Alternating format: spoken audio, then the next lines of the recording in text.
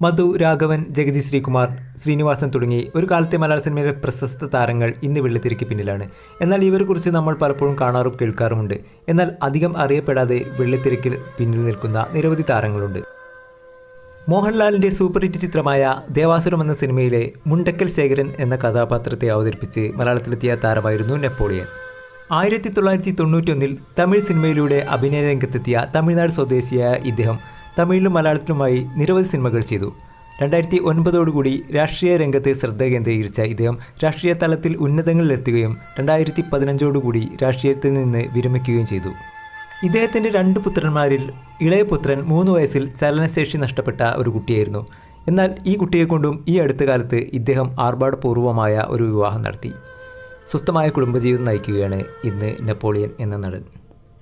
Vietnam colony എന്ന സിനിമയിലെ റാവുത്തറെ ഇന്നും മലയാളി പ്രേക്ഷകർ ഓർക്കുന്നുണ്ടാവും. വിജയ് രംഗരാജു എന്ന കന്നഡ നടനായിരുന്നു ഈ കഥാപാത്രത്തെ അവതരിപ്പിച്ചത്. കന്നഡത്തിൽ ഇദ്ദേഹം ധാരാളം സിനിമകൾ ചെയ്തു. മാത്രമല്ല തമിഴിലും തെലുങ്കിലുമെല്ലാം ഇദ്ദേഹം അഭിനയിച്ചിട്ടുണ്ട്. ഇന്ന് നിരവധി ആരോഗ്യ പ്രശ്നങ്ങളിലൂടെ കടന്നുപോവുകയാണ് ഇദ്ദേഹം.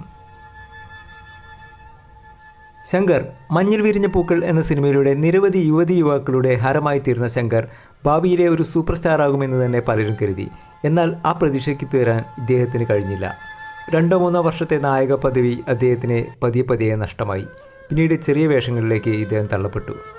എങ്കിലും ചെറുതും വലുതുമായ നിരവധി വേഷങ്ങളിലൂടെ 2018 വരെ ഇദ്ദേഹം മലയാള സിനിമയിലുണ്ടായിരുന്നു. ഇപ്പോൾ ഇദ്ദേഹം സംവിധാന രംഗത്താണ് ശ്രദ്ധ കേന്ദ്രീകരിച്ചിരിക്കുന്നത്.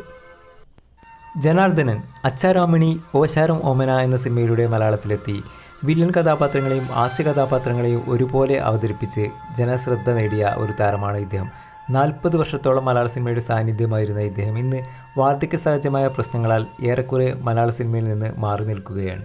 അമ്മാവിൻ്റെ മകളെ തന്നെയായിരുന്നു ഇദ്ദേഹം വിവാഹം ചെയ്തതെങ്കിലും അവരിന്ന് ജീവിച്ചിരിപ്പില്ല. 10-12 വർഷം മുന്നേ അവർ ഈ ലോകത്തോട് വിട പറഞ്ഞു. ഭാര്യയുടെ ആദ്യ വിവാഹ ബന്ധത്തിലുണ്ടായിരുന്ന ഒരു മകളും ഇദ്ദേഹത്തിൻ്റെ ഒരു മകളുമാണ് ഇന്ന് ഇദ്ദേഹത്തിൻ്റെ കൂടെയുള്ളത്. വാർദ്ധക്യവും രോഗവും നിശബ്ദമാക്കിയ മറ്റൊരു കലാകാരൻ പി ജയചന്ദ്രൻ.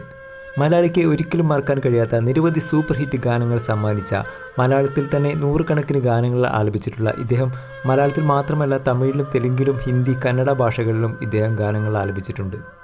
എന്നാൽ ഇന്ന് വാർദ്ധക്യ സഹജമായ നിരവധി രോഗങ്ങളാൽ നടക്കാൻ പോലും പ്രയാസപ്പെടുന്നൊരവസ്ഥയിലാണ് ഇദ്ദേഹം. 80കളിലും 90കളിലും മലയാള സിനിമയുടെ ഒരു നിറസാന്നിധ്യമായിരുന്നു ബാബു നമ്പൂതിരി. 82 യാകാശം എന്ന സിനിമയിൽ തുടങ്ങി 2019 വരെ മലയാള സിനിമയിൽ ചെറുതും വലുതുമായ നിരവധി കഥാപാത്രങ്ങളെ ഇദ്ദേഹം അവതരിപ്പിച്ചിട്ടുണ്ട്. 80 വയസ്സിനോടടുത്ത ഇദ്ദേഹം തീർത്തും വീടിനുള്ളിൽ ഒതുങ്ങിയിരിക്കുന്നൊരവസ്ഥയിലാണ്. ഭാര്യയും 3 പെൺമക്കളും അടങ്ങുന്നതാണ് ഇദ്ദേഹത്തിൻ്റെ കുടുംബം. അവസരങ്ങളുടെ കുറവുകൾ കൊണ്ടും പ്രായാധിക്യം കൊണ്ടും രോഗങ്ങളാലും വെള്ളിത്തിരയ്ക്ക് പിന്നിലേക്ക് തള്ളപ്പെട്ട നിരവധി താരങ്ങൾ ഇനിയുമുണ്ട്.